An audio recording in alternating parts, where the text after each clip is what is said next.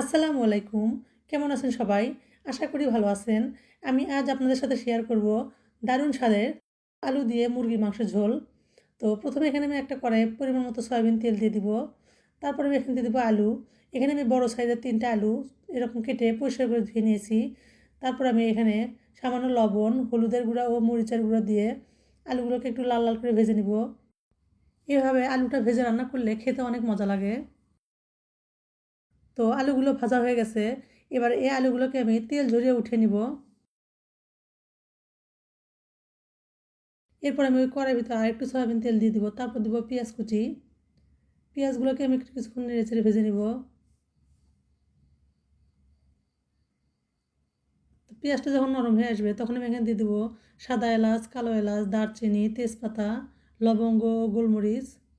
এবার মশলাগুলোর সঙ্গে পেঁয়াজটা আমি একটু ভেজে নেব। তারপর এখানে দিয়ে দেবো পেঁয়াজ ও কাঁচামরিচ বাটা। এখানে আমি ৪-৫টা কাঁচামরিচ ও 2টা বড় সাইজের পেঁয়াজ বেটে নিয়েছি ব্লেন্ডারে। এভাবে কাঁচামরিচ ও পেঁয়াজটা বেটে দিলে তরকারি কালারটা অনেক সুন্দর আসে আর গ্রেভিটাও কিন্তু অনেক ভালো লাগে খেতে। এরপর আমি এখানে দিয়ে দেবো আদা, রসুন ও জিরা বাটা। এবার বাটা মশলাগুলোকেও কিছুক্ষণ নেড়েচেড়ে ভেজে নিব। তারপর এখানে দিয়ে দেবো স্বাদ মতো লবণ, হলুদের গুঁড়া, মরিচের গুঁড়া ও ধনিয়ার গুঁড়া। তো মশলাগুলোকে কিছুক্ষণ নেড়েচেড়ে মিশিয়ে নিব। তারপর আমি এখানে ব্লেন্ডারের বাটিটা ধুয়ে আমি অল্প পরিমাণ পানি দিয়ে মশলাটাকে ভালোভাবে কষিয়ে নিব যাতে পুড়ে না যায়। এরপর আমি মশলাটাকে ভালোভাবে কষিয়ে নিব। তো এই মশলাটা কষানো যত ভালো হবে এই তরকারিটা খেতেও কিন্তু ততটাই মজা লাগবে।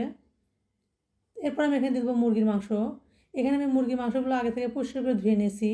আর এই মুরগির মাংসগুলোকে আমি লেবুর রস মেখে 10 মিনিট মেখে রেখেছিলাম। তারপর এটা আমি পরিষ্কার করে ধুয়ে নিয়েছি। এভাবে লেবুর রস মেখে যদি আপনারা মুরগির মাংসটা মেখে রেখে দেন, তারপর যদি এটা পরিষ্কার করে ধুয়ে রান্না করেন, তাহলে কিন্তু এই মুরগির মাংস থেকে কোনো এক্সট্রা গন্ধ লাগবে না, খেতেও ভালো লাগবে। তারপর এটা আমি মশলার সঙ্গে ভালোভাবে কষিয়ে নিব। তো এভাবে আমি বেশ কয়েকবার ঢাকা দিয়ে দিয়ে মাংসটাকে ভালোভাবে কষিয়ে নিব। এরপর আমি এখানে দিয়ে দেবো ভেজে রাখা আলু। আলুগুলোকে দিয়েও আমি কিছুক্ষণ কষিয়ে নিব।